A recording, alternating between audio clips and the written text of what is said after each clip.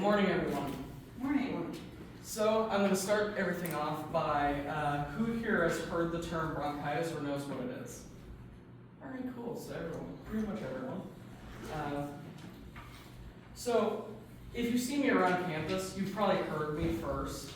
I sounded like a dying goose for the past few months. I've had bronchitis for about 3 or 4 months now, borderline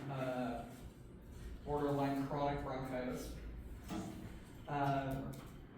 So my bronchitis began about a month into the semester. I got an infection from some professor in Kamek. And I originally thought it was just a basic cold, so I was like, all right, take a kitchen sink at it like I always do, due to my asthma. Normally I just do NyQuil, sinus cleanse, one of those like honey pot things where you put it up your nose. And then because of my asthma, I consistently use a nebulizer treatment with albuterol. Albuterol is a medication that opens up your air paths in your lungs to make it so it's easier to breathe. So how am I credible to talk about bronchitis because I'm not a professional doctor? Well, I've had it for 3 months. I've been to 3 or 4 doctors, and I even went to the emergency room at month 4 because I was sick of dealing with it consistently. So let's go into what bronchitis actually is. It's an inflammatory infection within the lungs. It starts here in these pathways. These are called your bronchial tubes because they have to make the names very easy to say. And what it is your bronchial tubes will get inflamed and close up and fill with a thick mucus. And of course, anything blocking your lungs will make you cough. So you start coughing as a effect of it. It's more common in folks with asthma, and it can last long, and it can affect each lung differently, so it's not spread symmetrically. Like for me, why it has lasted so long is because it's deep down in one of my bronchial tubes. And I got all that information from the Mayo Clinic. Very good people for anything medical related. I've never had too many problems with them. But how does it start? Well, it starts with a bacterial infection within the lungs, and your body will close up your airways and create that mucus to slow down all that, and to fight the infection as well.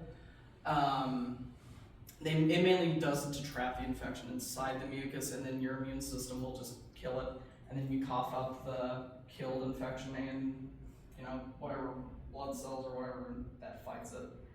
And I got that from Johns Hopkins. They are a respected medical university, I think somewhere in Maine.